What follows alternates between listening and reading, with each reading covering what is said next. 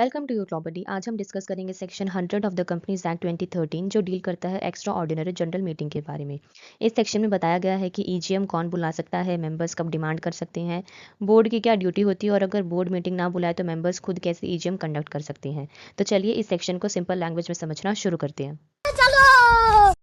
Section 100 समझने से पहले हम समझेंगे कि एक्स्ट्रा ऑर्डिनरी जनरल मीटिंग का मतलब क्या होता है। ईजीएम का मतलब है कि ऐसी जनरल मीटिंग जो अर्जेंट या स्पेशल मैटर्स डिस्कस करने के लिए बुलाई जाती है जो एनुअल जनरल मीटिंग का वेट नहीं कर सकती, जैसे कि removal of director, urgent approval of members, change in company matters या फिर स्पेशल रेजोल्यूशन। ठीक है, अब हम बात करते हैं सेक्शन 100 के सब सेक्शन 1 के बारे में।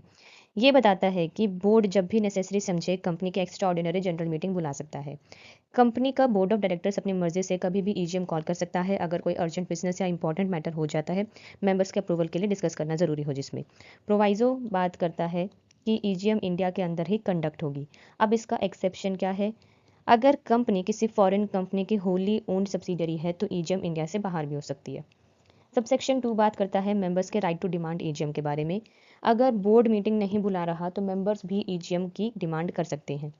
इसका क्लॉज ये बात करता है कि मेंबर्स जिनके पास at least 1/10 paid up share capital हो एंड वोटिंग राइट्स हो तो वो ईजीएम रिक्विजिशन कर सकते हैं। यानी कि अगर कंपनी में शेयर कैपिटल है तो ऐसे शेयर होल्डर्स जो total paid up voting share capital का मिनिमम 10% होल्ड करते हैं वो बोर्ड ऑफ ईजीएम बुलाने के लिए फोर्स कर सकते हैं। इंपॉर्टेंट पॉइंट क्या है कि कैलकुलेशन रिक्विजिशन रिसीव होने की डेट पर की जाएगी। नेक्स्ट है क्लॉज बी। ये बात करता है company not having the share capital. अगर कंपनी में शेयर कैपिटल नहीं है तो मेंबर्स की वोटिंग राइट्स देखी जाएगी, जिनके पास टोटल वोटिंग राइट्स का कम से कम 10% है वो ईजीएम रिक्विजिशन कर सकते हैं। सब सेक्शन 3 बात करता है रिक्विजिशन का फॉर्मेट। मेंबर्स जब ईजीएम डिमांड करेंगे तो उन्हें क्लियरली बताना पड़ेगा कि मीटिंग किस इशू के लिए बुलानी है। रिक्विजिशन में क्या होना चाहिए? मीटिंग का पर्पस होना चाहिए, matters for consideration, requisition sorry requisitionist के सिग्नेचर्स और रजिस्टर्ड ऑफिस पर सबमिशन।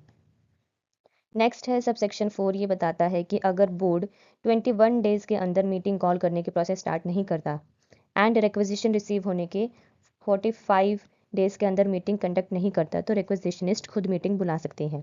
टाइम लिमिट क्या है कि मेंबर्स रिक्विजिशन की डेट से 3 मंथ्स के अंदर मीटिंग कंडक्ट कर सकते हैं। सब सेक्शन 5 बात करता है manner of the calling meeting. Members जब खुद ईजीएम बुलाएंगे तो उन्हें प्रॉपर नोटिस देना होगा, कोरम मेंटेन करना होगा, लीगल प्रोसीजर फॉलो करना होगा, मतलब पूरा प्रोसेस बोर्ड वाली मीटिंग जैसा ही होगा। सब सेक्शन 6 बताता है कि अगर मेंबर्स को खुद मीटिंग बुलानी पड़ गई बिकॉज बोर्ड ने ड्यूटी परफॉर्म नहीं की तो मीटिंग का खर्चा कंपनी बियर करेगी। कंपनी बाद में ये पैसा उन डायरेक्टर्स से रिकवर करेगी जो डिफॉल्ट में थे। इंपॉर्टेंट पॉइंट ये है कि डिडक्शन डायरेक्टर्स की फीस रेम्यूनरेशन सेक्शन 197 के पेमेंट से की जाएगी। ठीक है, अगर आपको वीडियो यूजफुल लगा हो तो वीडियो को लाइक करें, शेयर करें और चैनल को सब्सक्राइब करें। Thank you.